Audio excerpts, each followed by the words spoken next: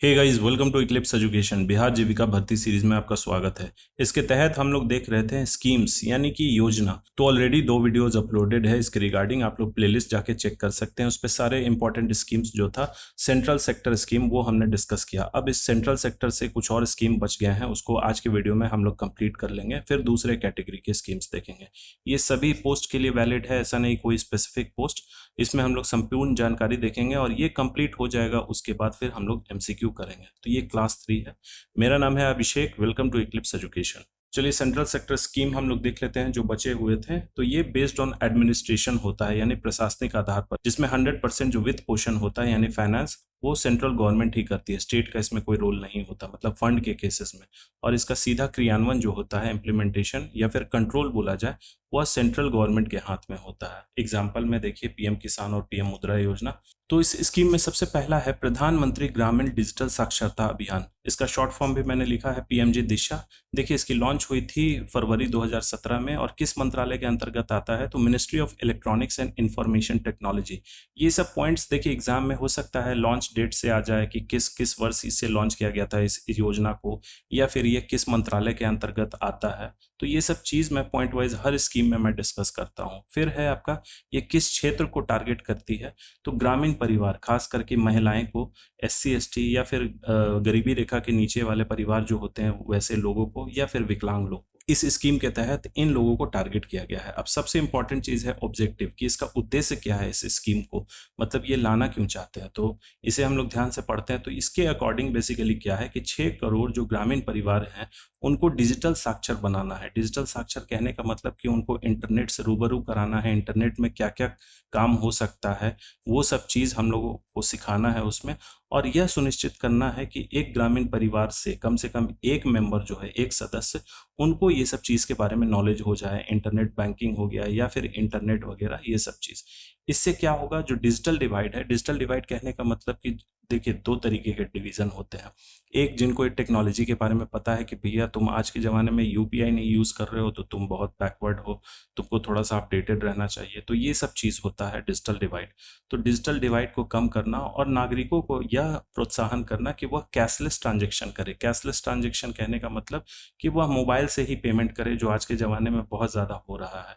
तो ये धीरे धीरे इसी स्कीम का फ़ायदा हमें दिख रहा है। ऑनलाइन सर्विसेज, जैसे कि अगर आपको आधार कार्ड में कोई अपडेट कराना है तो ज़रूरी नहीं कि आप आधार सेंटर पे ही जाइए, आप ऑनलाइन भी कर सकते हैं।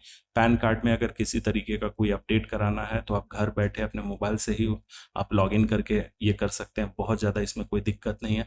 फिर या फिर एग्जामिनेशन का फॉर्म भरना है तो आप खुद से भर सकते हैं, आपको किसी पे डिपेंडेंट रहने की ज़रूरत नहीं। और ई गवर्नेंस प्लेटफॉर्म से भी आपको आसानी से उस पर जो भी काम होते हैं, जैसे कि आपको मकान का टैक्स जमा करना या फिर बिजली बिल जमा करना, ये सब काम आप खुद कर सकते हैं। तो ये स्कीम यही सोचती है, इसका उद्देश्य यही है। अब दूसरा स्कीम हम लोग देखते हैं, प्रधानमंत्री आदर्श ग्राम योजना। शॉर्ट फॉर्म है इसका, ये लोगो ये रहा। देखिए थोड़ा सा लोगो से भी मेमोराइज होता है चीज़ें। तो इससे रिलेटेड कुछ इंपॉर्टेंट पॉइंट्स हम लोग देख लेते हैं। इसे कब लॉन्च किया गया था? तो 2009-10 में। ये बेसिकली उस समय पायलट फेज में था। पायलट फेज कहने का मतलब लास्ट वीडियो में मैंने बताया था कि ये बेसिकली अगर कोई भी चीज़, कोई भी अगर वैक्सीन लॉन्च हो गया या फिर कोई दवा भी लॉन्च होती है या फिर आपका कोई स्कीम, वो क्या होती है, पहले छोटे लेवल पे उसको लॉन्च करके देखा जाता है।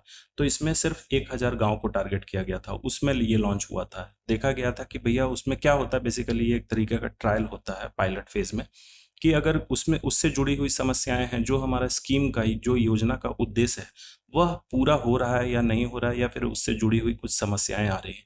तो अगर समस्याएं छोटे लेवल पे है तब तो उसको सुलझा लिया जाएगा। लेकिन अगर वही स्कीम को डायरेक्ट आप पूरे भारत में लॉन्च कर देते हैं तब तो काफ़ी परेशानी होगी। लोग सरकार को दोष देंगे कि भैया देखो कैसा स्कीम लॉन्च किया है कि इसमें किसी तरीके का कोई साधन ही नहीं है। तो इसीलिए पहले छोटे लेवल पे लॉन्च किया जाता है पायलट फेज में। तो 2009-10 में पहले पायलट फेज में इसको लॉन्च किया गया था। कौन सी मंत्रालय के अंतर्गत आती है? तो ministry of social justice and empowerment.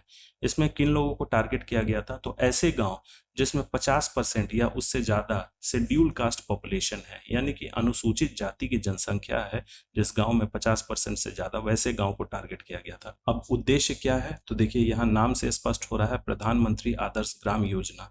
इसमें क्या है कि to develop SC dominated village into model village, मतलब कि जिस गांव में 50% से ज़्यादा वहाँ की पॉपुलेशन एससी है, तो उस गांव को हमें विकसित करना है एक आदर्श ग्राम के रूप में। कैसे हम ये डेवलप करेंगे?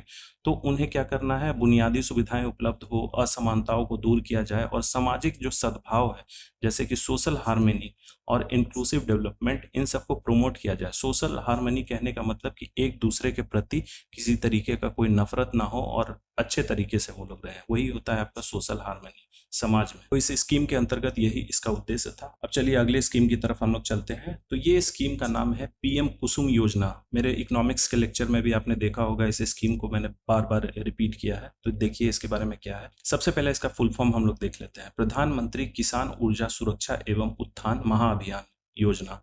तो ये बेसिकली है क्या पीएम कुसुम योजना, लॉन्च कब हुई थी, 2019 में, किस मंत्रालय के अंतर्गत आता है, तो ministry of new and renewable energy यानी कि नवीन एवं नवीकरणीय ऊर्जा मंत्रालय के अंतर्गत ये आता है स्कीम।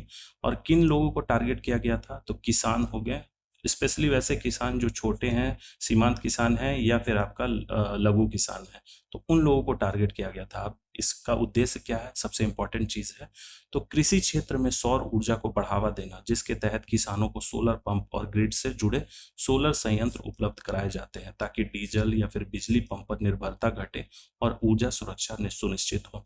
तो देखिए इकोनॉमिक्स का लेक्चर 1 मैंने पढ़ाया था, उसमें लेक्चर 2 में बेसिकली क्या है, एग्रीकल्चर, ग्रामीण समाज में कृषि की क्या भूमिका है। तो उसमें देखिए बार बार यही बोला गया था कि ग्रामीण में जो है कृषि में कम उत्पादकता है क्योंकि वह पारंपरिक तरीके से इस्तेमाल करते हैं खेती के तरीके। तो पीएम कुसुम योजना के अंतर्गत बेसिकली क्या है कि वो सोलर पंप्स जो हैं, जो इलेक्ट्रिक पंप्स इस्तेमाल कर रहे थे, जो बिजली और डीजल पे चल रहे थे, उनको रिप्लेस करके सोलर पंप का इस्तेमाल किया जाए, जिससे क्या होगा कि आपका बिजली पे भी, वहाँ अगर बिजली सप्लाई नहीं है तब भी आपका सोलर पंप पे काम कर जाएगा, सोलर लाइट पे काम कर जाएगा आपका पंप, और उससे आपके जो खेत में है पानी अच्छे तरीके से मिलेगी यानी सिंचाई हो जाएगी। दूसरा कि आपका इन सब चीज़ों पर निर्भरता कम हो जाएगा, जो खर्च होता है वो काफ़ी कम हो जाएगा। तो ये स्कीम बेसिकली यही सुनिश्चित करती है कि जो छोटे या फिर सीमांत किसान हैं उनको हम लोग सोलर पंप पे शिफ्ट करा दें और सोलर ग्रिड से भी उन्हें जोड़ दें। अब चलिए हम लोग देखते हैं प्रधानमंत्री कौशल विकास योजना। तो लेक्चर 1 में स्कीम्स का जो लेक्चर 1 था उसमें हमने पढ़ा था DDU-GKY यानी कि दीनदयाल उपाध्याय ग्रामीण कौशल योजना, लेकिन यहाँ पे प्रधानमंत्री कौशल विकास योजना। तो चलिए इससे जुड़ी हुई इंपॉर्टेंट फैक्ट्स देखते हैं। इसे लॉन्च किया गया था 15 जुलाई 2015 को, जिस दिन वर्ल्ड यूथ स्किल्स डे मनाया जाता है। 15 जुलाई को हर साल ये मनाया जाता है। ये भी हो सकता है एग्जाम में क्वेश्चन आए, इसे स्टार मार्क कर लीजिएगा। किस मंत्रालय के अंतर्गत आता है, तो ministry of skill development and entrepreneurship यानी कि कौशल विकास एवं उद्यमिता मंत्रालय। किन लोगों को टारगेट किया गया था, किस क्षेत्र को टारगेट किया गया था, तो बेरोजगार युवा और स्कूल कॉलेज छोड़ने वाले छात्र को, इन लोगों को टारगेट किया गया था। अब उद्देश्य क्या है, तो युवाओं को विभिन्न क्षेत्रों में कौशल प्रशिक्षण प्रदान करना ताकि वे रोजगार पा सकें या फिर स्वरोजगार शुरू कर सकें और अपनी आजीविका के अवसर बढ़ा सके। तो देखिए ये आजीविका से रिलेटेड है, इसीलिए काफी इंपॉर्टेंट हो जाता है। इसे स्टार मार्क कर लीजिएगा, आप लोग नोट्स बना लीजिएगा। अब चलिए अगला स्कीम देखते हैं, प्रधानमंत्री किसान सम्मान निधि योजना। इसे पीएम किसान योजना बोलते हैं हम लोग। इससे जुड़ी हुई कुछ इंपॉर्टेंट चीज, तो इसे कब लॉन्च किया गया था, 24 फरवरी 2019 को। ये ऑफिशियल लॉन्च हुआ था गोरखपुर उत्तर प्रदेश से। तो देखिए एग्जाम में क्वेश्चन ऐसे भी बन सकते हैं कि पीएम किसान योजना जो है उसे पहली बार लॉन्च कहाँ से किया गया था, उसकी शुरुआत कहाँ से हुई थी। तो डेट हो सकता है दिया रहे कि 24 फरवरी 2019 को पीएम किसान योजना लॉन्च हुआ था। वह किस जगह से लॉन्च किया गया था, तो आपको याद होना चाहिए गोरखपुर उत्तर प्रदेश। किस मंत्रालय के अंतर्गत आता है, तो ministry of agriculture and farmers welfare. किन लोगों को टारगेट किया गया था, तो small and marginal farmers across India यानी कि भारत के छोटे एवं सीमांत किसान। मतलब ये ऐसे किसान होते हैं जिनके पास या तो जमीन नहीं रहती है या फिर बहुत कम रहती है।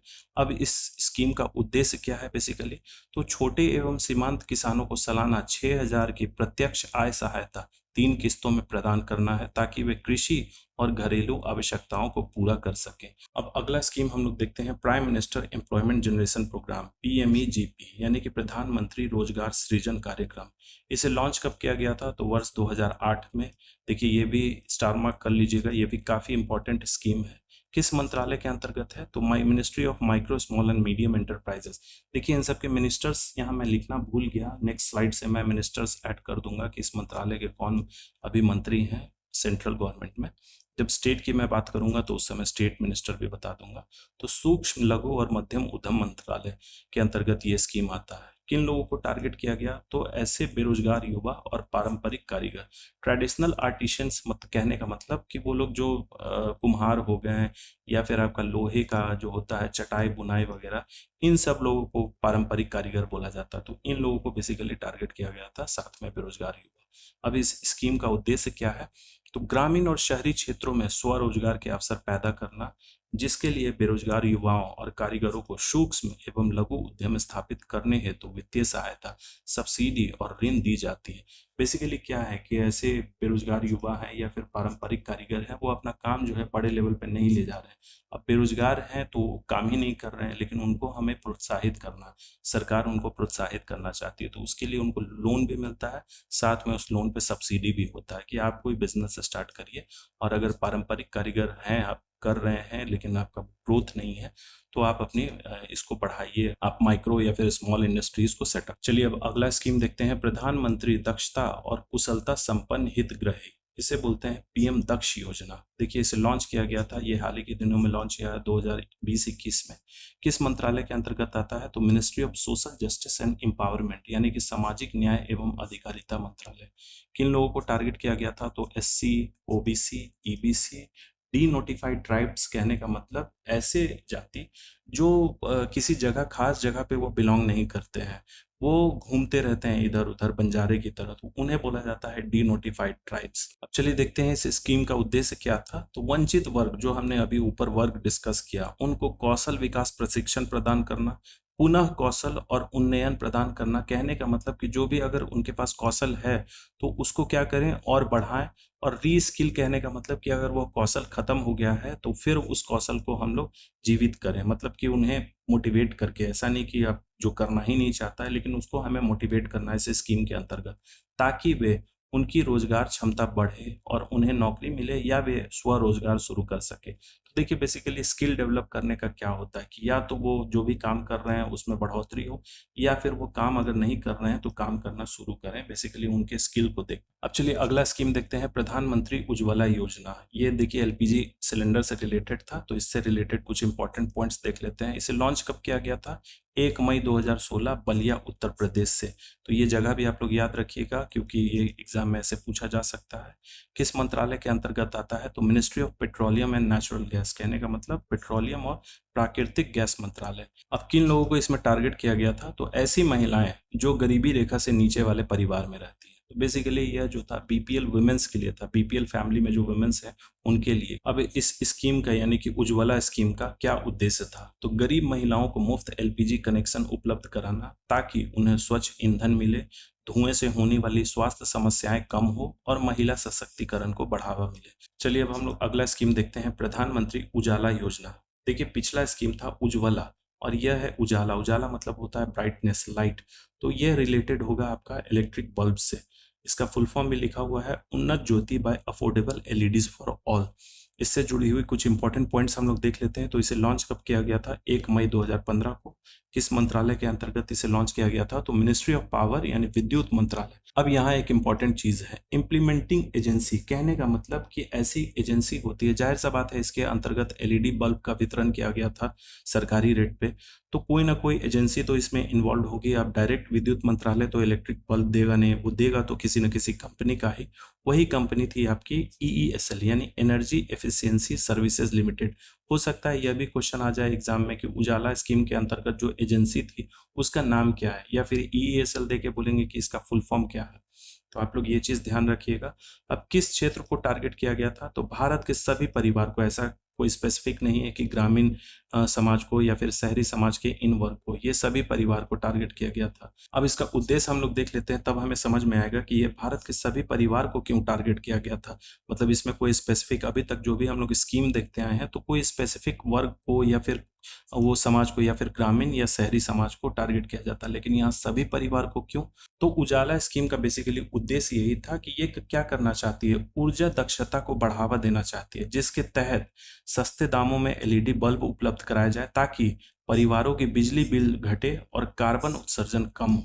तो बेसिकली देखिए, गरीब हो या अमीर हो, अगर वो एलईडी बल्ब यूज करेगा तो उसके इलेक्ट्रिसिटी तो कम आएंगे, इलेक्ट्रिसिटी बिल तो कम आएगा ही, साथ में जो कार्बन एडिशन हो रहा है यानी कार्बन उत्सर्जन वह भी कम होगा। तो ये आपको पता होगा, एसडीजी गोल्स में यूनाइटेड नेशन की तरफ से आया है कि हमें कार्बन एमिशन जो है वह भी कम करना है। अब अगला स्कीम है पीएम पोषण। तो इसका मतलब है prime minister's overarching scheme for holistic nourishment.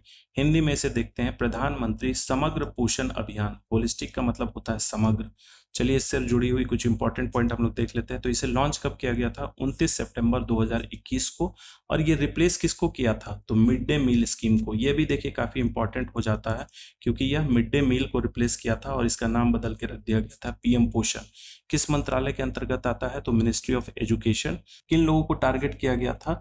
तो सरकारी और सहायता प्राप्त विद्यालयों के कक्षा 1 से 8 तक के छात्र को टारगेट किया गया था। तो मिड डे मील आज हम लोग ऐसे ही बोल देते हैं, लेकिन वो बेसिकली पीएम पोषण स्कीम है। इसका उद्देश्य बेसिकली क्या है? तो विद्यालय के बच्चों को पौष्टिक मध्याह्न यानी मिड डे भोजन उपलब्ध कराना, जिससे उनकी सेहत और पढ़ाई बेहतर हो सके तथा कुपोषण की समस्या कम हो सके। तो बेसिकली देख यही था मिड डे मील में। ये नहीं है कि खाना खिलाना, उन्हें पौष्टिक खाना खिलाना है, ताकि उनके जो न्यूट्रिएंट्स हैं, देखिए सरकारी स्कूल में बेसिकली गरीब बच्चे जाते हैं, मोस्टली ऐसा माइंडसेट बना हुआ है। तो वहाँ मिड डे मील के तहत क्या किया जाता है, उनको जो पोषण होता है, जैसे कि कार्बोहाइड्रेट कितना खाना चाहिए, फैट कितना खाना चाहिए, उस हिसाब से उनका कैलोरी काउंट करके उन्हें खाना प्रदान किया जाता है, यानी लंच। अब अगला स्कीम है प्रधानमंत्री मातृ वंदना योजना, PMMVY। तो इसे कब लॉन्च किया गया था? 1 जनवरी 2017 को। और किस मंत्रालय ने इसे लॉन्च किया था? तो ministry of women and child development. और किन लोगों को टारगेट किया गया था? तो गर्भवती महिलाएं और स्तनपान कराने वाली माताएं को प्रथम संतान के लिए, मतलब कि पहला जो संतान होता है उसके लिए बेसिकली स्कीम था, वैसी महिलाएं को। अब एक महिला की हो सकती है कि भैया 4 से 5 संतान हो, तो ये बेसिकली पहले संतान के लिए लागू होगा, सभी के लिए नहीं लागू होगा। अब इसका उद्देश्य बेसिकली क्या है? तो गर्भवती और स्तनपान कराने वाली माताओं को 5,000 की आर्थिक सहायता देना, ताकि उन्हें उचित पोषण मिले, सुरक्षित प्रसव हो और मातृ एवं शिशु मृत्यु दर कम हो। तो बेसिकली क्या है कि न्यूट्रिशन दिया जाता है, क्योंकि जो लैक्टेटिंग मदर होती हैं यानी कि स्तनपान कराने वाली माताएं या फिर गर्भवती माताएं जो गरीब होती हैं, उनको बेसिकली देखिए न्यूट्रिशन तो कम होता है, क्योंकि उन्हें उनका न्यूट्रिशन का लेवल उस समय बहुत ज़्यादा चाहिए होता है उनके बॉडी को, प्रेगनेंसी में या फिर स्तनपान में। तो ये बेसिकली स्कीम उसी समय काम आती है। अब अगला स्कीम है प्रधानमंत्री मत्स्य संपदा योजना। इसे लॉन्च कब किया गया था? तो सितंबर 2020 में। किस मंत्रालय के अंतर्गत आता है? तो ministry of fisheries, animal husbandry and dairying, यानी कि मत्स्य पशुपालन और डेयरी जो मंत्रालय है उसके अंतर्गत आता है।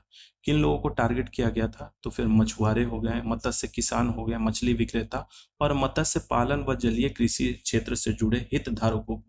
मतलब ऐसे लोग जो ये सब काम कर रहे हैं, या फिर वो मछुआरे हैं, मत्स्य किसान है, मछली विक्रेता है, उन लोगों को टारगेट किया गया था। अब इसका उद्देश्य क्या है वह हम लोग देखते हैं। तो मत्स्य उत्पादन, उत्पादकता और निर्यात बढ़ाना, मत्स्य पालन क्षेत्र का आधुनिकीकरण करना, जलीय कृषि का सतत विकास सुनिश्चित करना, रोजगार सृजन करना और मछुआरों की आय को दोगुना करना। तो ये स्कीम बेसिकली यही चीज सुनिश्चित करती है। अब चलिए अगला स्कीम हम लोग देखते हैं प्रधानमंत्री गरीब कल्याण अन्न योजना। तो इसे कब लॉन्च किया गया था? मार्च 2020, जब कोविड-19 पैंडेमिक चल रहा था, मतलब फर्स्ट लॉकडाउन जब लगा था उसी समय इसे लॉन्च किया गया था। किस मंत्रालय ने इसे लॉन्च किया था? तो ministry of consumer affairs, food and public distribution. कहने का मतलब उपभोक्ता मामले, खाद्य एवं सार्वजनिक वितरण मंत्रालय ने इसे लॉन्च किया था। किन लोगों को टारगेट किया था? तो राष्ट्रीय खाद्य सुरक्षा अधिनियम के तहत आने वाले गरीब और कमजोर परिवार को। तो जो भी NFSA फूड सिक्योरिटी एक्ट जो है, यानी कि नेशनल फूड सिक्योरिटी एक्ट के तहत जो भी गरीब या फिर वंचित परिवार जो होते हैं, उन्हीं को कवर किया गया था। अब इसका उद्देश्य बेसिकली क्या है? तो गरीब परिवारों को संकट काल जैसे कोविड-19 में मुफ्त खाद्यान्न, यानी कि चावल हो गया, दाल हो गया और फिर आपका आटा हो गया, मतलब गेहूं, आटा नहीं दिया जाता था, उपलब्ध कराना, ताकि कोई भूखा ना रहे और खाद्य सुरक्षा सुनिश्चित हो। तो देखिए ये बेसिक खाना है, चावल, दाल या फिर गेहूं आपका। तो वो अगर मिल जाता है किसी गरीब इंसान को, किसी ज़रूरतमंद इंसान को, तो उनकी बेसिक नीड्स तो पूरी हो जाती है। और उस समय जब पैंडेमिक चल रहा था, लॉकडाउन चल रहा था, तो कमाने का कोई साधन नहीं था, इसीलिए सरकार ने उस समय सोचा कि इस स्कीम के अंतर्गत हम लोग ये सब चीज़ जो है प्रोवाइड कर सकते हैं। अब अगला है प्रधानमंत्री जीवन ज्योति बीमा योजना। तो देखिए इस थोड़ा नाम से भी दिख रहा होगा कि इंश्योरेंस से रिलेटेड है। चलिए इसके बारे में हम लोग देखते हैं। इसे लॉन्च किया गया था 9 मई 2015 को। मिनिस्ट्री ऑफ फाइनेंस ने यानी वित्त मंत्रालय ने इसे लॉन्च किया था। क्षेत्र को टारगेट किया गया था तो सभी अकाउंट बैंक अकाउंट होल्डर्स जो 18 से 50 वर्ष के हैं उन सभी को टारगेट किया गया था। अब इसका उद्देश्य क्या है, तो कम प्रीमियम पर 2 लाख का जीवन बीमा कवरेज उपलब्ध कराना ताकि बीमित व्यक्ति की मृत्यु की स्थिति में परिवार को आर्थिक सुरक्षा मिल सके। तो बेसिकली ये देखिए ऐसे स्कीम्स जो हैं अभी भी चल रहे हैं। आप कोई नया अकाउंट खोलते हैं तो उसमें आपका लाइफ इंश्योरेंस होता है। प्रीमियम शायद सालाना 300 या 200 रुपया हर बैंक में अलग अलग होता है। आप लोग अपने लेवल पे पता कर लीजिएगा। लेकिन इस स्कीम के अंतर्गत क्या है कि आपका बहुत ही कम प्रीमियम पे 2 लाख का ये होता है, आपका 2 लाख का इंश्योरेंस कवर होता है कि अगर जो लोग ने इसे करवा रखा है अगर उनकी डेथ हो जाती है तब 2 लाख इस स्कीम के अंतर्गत उन्हें प्रदान किया जाएगा। अब चलिए अगला है प्रधानमंत्री भारतीय जन औषधि परियोजना। तो देखिए जन औषधि ये मेडिसिन से रिलेटेड है। थोड़ा सा ये नाम से भी आप लोग जानने की कोशिश करिए तो वो स्कीम जो है पकड़ में आएगा। अब इससे रिलेटेड कुछ इंपॉर्टेंट पॉइंट, तो 2008 में इसे लॉन्च किया गया था जन औषधि स्कीम के नाम से, लेकिन फिर 2015 में इसका नाम बदल के प्रधानमंत्री भारतीय जन औषधि प्रोग्राम किया गया, परियोजना किया गया। किस मंत्रालय ने इसे लॉन्च किया था, तो ministry of chemicals and fertilizers यानी कि रसायन एवं उर्वरक मंत्रालय के अंतर्गत इसे लॉन्च किया गया था। किन लोगों को टारगेट किया गया था, तो सामान्य जनता विशेषकर गरीब और मध्यम वर्गीय परिवार को, जनरल पब्लिक या फिर जैसे उसमें गरीब हो गए और मिडिल क्लास फैमिलीज को भी इसमें टारगेट किया गया था। ऐसा नहीं कि कोई खास वर्ग को टारगेट। अब इसका उद्देश्य देख लेते हैं इस स्कीम का, तो जनता को गुणवत्तापूर्ण जेनरिक दवाइयां सस्ती दरों पर जन औषधि केंद्रों के माध्यम से उपलब्ध कराना ताकि स्वास्थ्य खर्च कम हो और आवश्यक दवाओं तक सभी की पहुंच हो सके। तो देखिए जन औषधि केंद्र आपने देखा होगा, जैसे एम्स वगैरह में आप जाइएगा तो उसमें जन औषधि केंद्र रहता है। उसमें क्या है कि बहुत लंबा लाइन रहेगा लेकिन जो दवाई वगैरह है वो काफ़ी कम रेट पे मिलता है। तो उसमें बेसिकली जेनरिक दवाई मिलते हैं। अब जेनरिक दवाई क्या होते हैं, तो देखिए कोई भी कंपनी हो गई, किसी भी कंपनी का आप नाम लीजिए, सिप्ला हो गया, फाइजर हो गया, एबॉट हो गया, माइक्रो, वो लोग क्या करती हैं उसमें कुछ ऐसी दवा होती है ना जिन पे वो पैसे खर्च नहीं करती है। वो बना रही है, वो मार्केट में बिक रहा है। जैसे कुछ एग्जांपल में ले लीजिए, प्रोसिन हम लोग बुखार के लिए खाते हैं, सीना रेस्ट खाते हैं, या फिर डोलो। ये सब क्या है, बिकना ही बिकना है। उस पर अगर प्रचार करो या ना करो तो भैया प्रचार क्यों करें जब वो खुद ही बिक रहा है।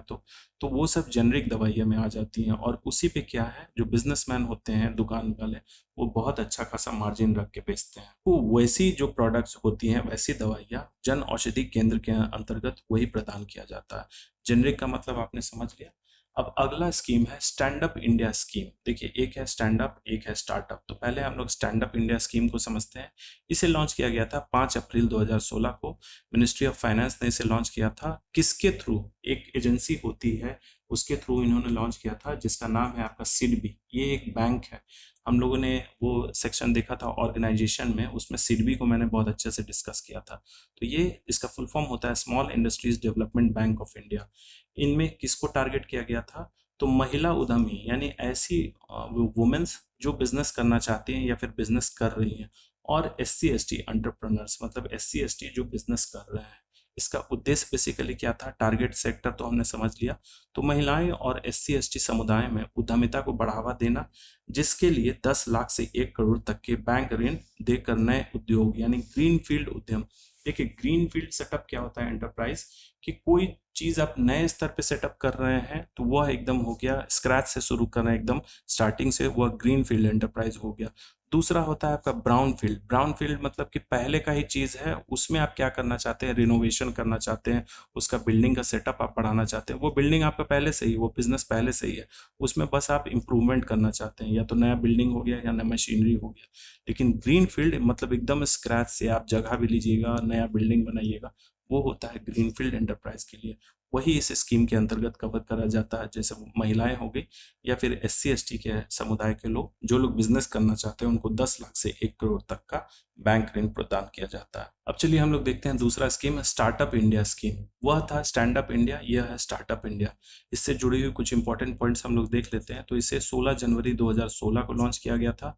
किस मंत्रालय ने इसे लॉन्च किया था, तो ministry of commerce and industry. और स्टैंड अप इंडिया को किसने लॉन्च किया था, तो मिनिस्ट्री ऑफ फाइनेंस। इस किसके द्वारा इसे लॉन्च किया जाता है, मतलब इसका इम्प्लीमेंटेशन होता है, तो DPIIT यानी department of promotion of industry and internal trade. तो देखिए इंडस्ट्री से रिलेटेड जो भी चीज़ होगी वो DPIIT मोस्टली जगह आपको मिलेगा, यानी department for promotion of industry and internal trade.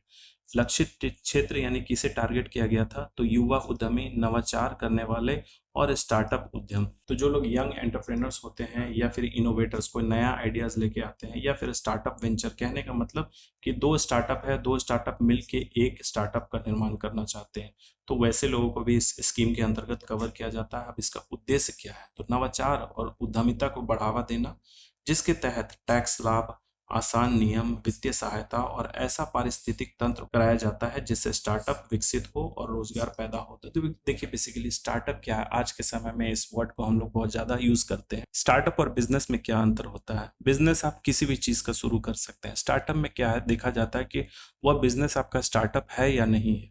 तो कोई भी बिजनेस आइडिया अगर वह एकदम नया है या फिर 5 साल तक उसने कोई भी उस पर कोई कॉपीराइट नहीं है, उसी में अगर आप कुछ नया चीज़ ऐड करके ये करते हैं, तब वह स्टार्टअप की कैटेगरी में काउंट होता है। बेसिकली इसमें सबसे पहले ये चीज़ देखा जाता है कि वह एक नया आइडिया है। जैसे जोमेटो हो गया, तो जोमेटो जब आया था तो वो उसको स्टार्टअप में ही काउंट किया जाता था, लेकिन अभी आप सेम जोमेटो से रिलेटेड सर्विस दीजिए, ये प्रोवाइड करिएगा, तो वह स्टार्टअप में नहीं काउंट होगा। आपको उसमें कुछ चेंजेस करने होंगे, तभी जाके वह स्टार्टअप में हो सकता है काउंट हो। वह देखा जाएगा, सरकार उसको इवेल्युएट करेगी। लेकिन आप एकदम नया आइडिया लेके आते हो जो मार्केट में किसी के पास नहीं है, वह हो गया आपका स्टार्टअप। चलिए सबसे लास्ट स्कीम है ये, देखिए अभी काफ़ी ये प्रचलित स्कीम है, इसके बारे में थोड़ा सा अच्छे से जानिएगा। नेशनल अप्रेंटिसशिप ट्रेनिंग स्कीम, ये क्या है, इसे शॉर्ट फॉर्म में बोला जाता है नैट्स। तो देखिए इसे लॉन्च किया गया था 1969 में। ये इंडिया का सबसे पुराना स्किल ट्रेनिंग स्कीम है, यानी कौशल विकास योजना है। किस मंत्रालय के अंतर्गत ये आता है, तो मिनिस्ट्री ऑफ एजुकेशन यानी शिक्षा मंत्रालय ने इसे लॉन्च किया था।